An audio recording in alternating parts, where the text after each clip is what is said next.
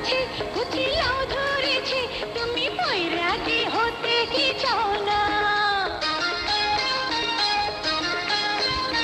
দেখো চারা গাছে কচি লাউ ধরেছে, তুমি বৈরাগী হতে কি চাও না? সখানো পাহারা শুধু তুমি ছাড়া আর কেউ খবর যেন পায় না। আসসালামু আলাইকুম দর্শক, কেমন আছেন সবাই? চলে আসলাম আজকে আবার নতুন একটা ভিডিও নিয়ে। জনম জনমের ভালোবাসা তোমার আমার, জনম জনমের ভালোবাসা তোমার আমার। আমার রূপ কথাতে তুমি হবে রাজকুমার, তোমার রূপ কথাতে আমি হব রাজকুমার। তো দর্শক, আজকাল তিশা আর বাপ্পির প্রেম দেখে রাজকুমার সিনেমার গানের কথাই মনে পড়ে যাচ্ছে।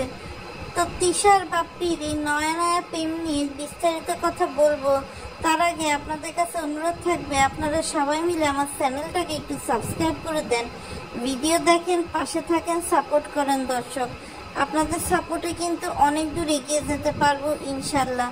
তো দর্শক, আর দেরি না করে চলুন আজকের লাগে উড়া ধুরা, লাগে উড়া ধুরা, তুমি কোন শহরের মাইয়া গো, লাগে উড়া ধুরা ভিডিওটা শুরু করে ফেলি। দর্শক, আশা করি পুরোটা সময় ধরে আমাদের পাশে থাকবেন এবং এনজয় করবেন।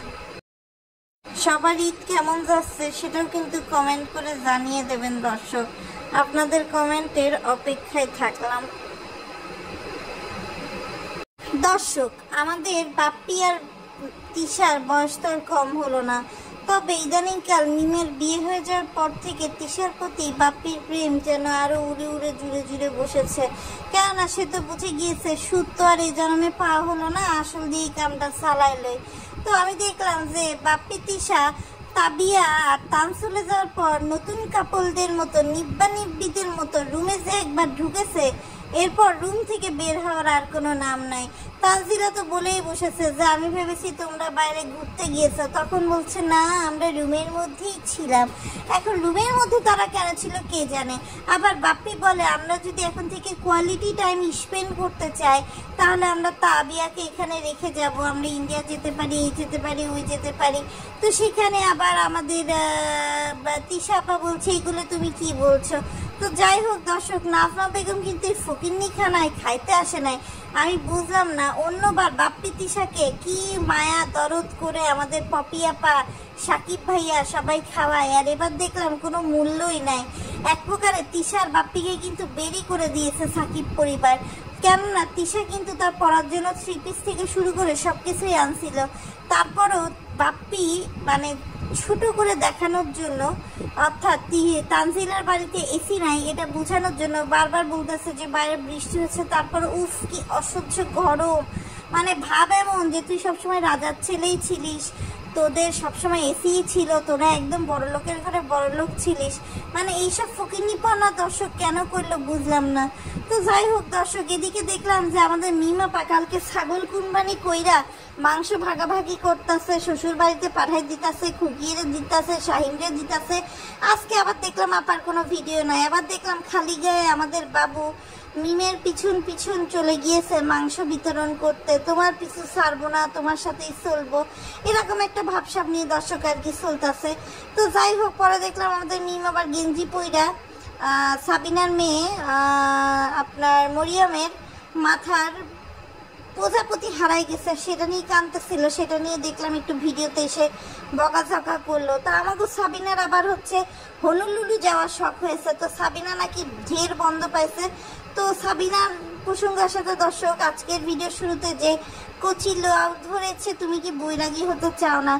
দর্শক, আসলে সাবিনার যে হারে সব দিকে বৃদ্ধি পাচ্ছে দর্শক, 2 দিন পরে তো মাটিতে পড়ে যাবে। দর্শক, মাটিতে পড়লে কিভাবে সে হাঁটবে, কিভাবে সে চলবে। আর আরিফের দর্শক এত ক্ষমতা নাই যে এত লাউ পাহারা দিয়ে দর্শক পারবে। তো আসলে দর্শক, এখন আবার কিবরিয়ার শরণাপন্ন হতে হয় কি না সাবিনার, এটাই দেখার বিষয়। সাবিনার লাউ দিয়ে আর কিছু না হোক দুধ কদু রান্না করে কিন্তু সে কিবরিয়াকে খাওয়াতেই পারবে। তো কিবরিয়া বলাতে আবার মনে পড়ে গেল ফাতিহার কথা। ফাতিহা নাজনীন বিভিন্ন ধরনের উল্টাপাল্টা টাইটেল দিয়ে ভিডিও দেয়, আমি আজ মানে কখনো ওভাবে কিছু বলি না, কিন্তু আজকে একটা কথা বলতেই হলো। সে এমনভাবে একটা ভাব নিয়ে দিয়েছে যে আলহামদুলিল্লাহ সুখবর পেলাম, প্রেগনেন্সি নিয়ে লুকানোর কিছু নাই। আবার ভিডিও শুরুতে কাট করে বলে হ্যাঁ আমি প্রেগনেন্ট, হ্যান ত্যান, আবার বলে কি না আমি প্রেগনেন্ট না। তা এইরকম ভিউ পাওয়ার জন্য এরকম নাটক করিস কেন? তোর থেকে তো তিশা ভালো, অ্যাটলিস্ট যা টাইটেল দেয় তাই ভেতরে দেয়। তোর মতো তো ইনামিনা ডিকা বলে চিনা দেখায় না, তাই না? আর দর্শক আরেকটা বিষয় যেটা না বললেই না, যে সাবিনার কথা।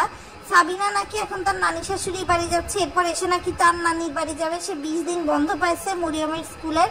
তো তোর কি মরিয়মের স্কুলে বন্ধ লাগে? তুই যে পরিমাণে ঘুরান্টি মাইয়া, তুই তো এমনি ঘুরতে থাকস, তাই না? তাহলে এইখানে তো আসলে অন্য কোনো লাভ নেই। আর কিছু কথা কিছু রোস্টারদের নিয়ে দর্শক না বললেই না। কিছু রোস্টার ভিউ পাওয়ার জন্য এমন আজে বাজে কমেন্ট করে ভিডিও ছাড়ে দর্শক, মানে বলার মতো না।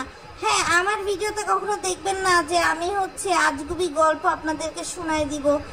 আমি কিন্তু চেষ্টা করি যেটা রিলিভেন্ট সেটাই আপনাদের সামনে তুলে ধরা। একজন দেখলাম লিখছে যে সানি নাকি মিমের বাড়ির নিচে ঘোরাফেরা করতেছে, সেই ভিডিও দিয়ে সে প্রমাণ দিবে।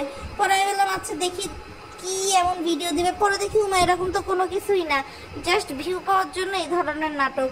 তো আরেকটা বিষয় দর্শক খেয়াল করলাম যে মিমের বিয়ের সাথে সাথে মিমের ফোনের কাভার কিন্তু চেঞ্জ হয়ে গেছে। অর্থাৎ আপদিয়া মিমের যে ওয়ালপেপার দেওয়া ফোনের কাভার ছিল সেটা কিন্তু চেঞ্জ হয়ে একটা কার্টুন হয়ে গেছে।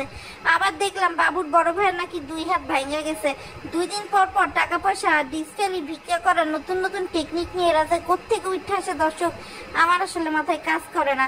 তবে একটা বিষয় খুবই ভালো লাগলো, দেখলাম তানজিলা সাকিব মজা করতেছে, তান তাবিয়াকে নিয়ে ঘুরাচ্ছে। একদিক দিয়ে কিন্তু সাকিব দুলাভাই হিসেবে দর্শক অনেক ভালো, যত যাই বলেন না কেন। সাকিবের কাঁধে শুধু প্যান্টি পরে বলেন, যখন তাবিয়া উঠে থাকে তাবিয়াকে খাওয়াই দেয়, তাবিয়াকে নিয়ে সুইমিং পুলে নামা। একদিক দিয়ে আমি বলবো যে তানজিলা মানে বাপ্পির ঋণ শোধ করে দিচ্ছে। বাপ্পি যেমন তাকে পালক মেয়ে হিসেবে পালছে, তানজিলাও কিন্তু এইসব করে তাদের ঋণ শোধ করে দিচ্ছে, এক প্রকার বলা যায়। আর এইবার তিশা বাপ্পিকে কিন্তু কোনো খাবারও বেঁধে দেয় নাই সাকিবের মা বা সাকিবের চাচি। তারা খুব দূরে দূরেই ছিল, কেননা তারা জানে খুব ভালো করে যে এদের সাথে চাইলেও অত বেশি মিল মহব্বত করা যাবে না। আরেকটা বিষয় দর্শক খেয়াল করছেন, তানজিলার পরীক্ষা কি এমন বলেন? যদি কুষ্টিয়ায় আপনার সুইমিং পুলে ঘুরতে যেতে পারে তাহলে নিজের বাপের বাড়ি যেতে পারে না, কিন্তু নাজমা বেগম তো তানজিলাকে অ্যালাউ করবে না। যে কারণে সাকিব একা মাংস দিতে গেছে, তাও কিন্তু তানজিলা যায়নি। এখানে কোনো কিছু একটা জল ঘোলাই আছে দর্শক, যে জল ঘোলার জন্য এত কিছু হচ্ছে। আরেকটা বিষয় দর্শক না বললেই না, সেটা হচ্ছে তিশাকে নিয়ে বাপ্পি যে পরিমাণ প্রশংসা করে, আমি চিন্তা করি এই জায়গায় যদি আসলেই কোনো অপ্সরা সুন্দরী হতো বা মিমকেই যদি বাপ্পি তার বউ হিসেবে পেত, তাহলে তো মনে হয় বাপ্পি পাগল হয়ে যেত দর্শক। এত প্রেম বাপ্পির মনে, মানে অলওয়েজ এভারগ্রিন একটা অবস্থা দর্শক, এরকম আর কি বাপ্পির অবস্থা। তো যাই হোক, বাপ্পি তো এখন শ্বশুর হয়ে গেছে, 2 দিন পর তানের ছেলের বউ আসবে যখন, তখন মজাটা আসলে বাপ্পির বোঝা যাবে যে তখন সে শ্বশুর হিসাবে কত নাম্বার পেয়ে আসলে দর্শক পাশ করে।